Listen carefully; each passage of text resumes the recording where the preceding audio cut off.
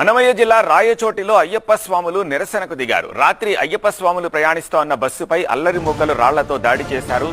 అల్లరి మూక రాళ్ల దాడులపై అయ్యప్ప భక్తులు ఆగ్రహం వ్యక్తం చేస్తూ నిరసనకు దిగారు. పోలీసులు జోక్యం చేసుకుని సర్ది చెప్పి వాళ్ళని ఆందోళన విరమింపచేసే ప్రయత్నం చేశారు. అయినా ఆందోళన సద్దుమణగలేదు. అయ్యప్ప స్వాములు నిరసనతోటి నిలిచిపోయింది అక్కడ ట్రాఫిక్.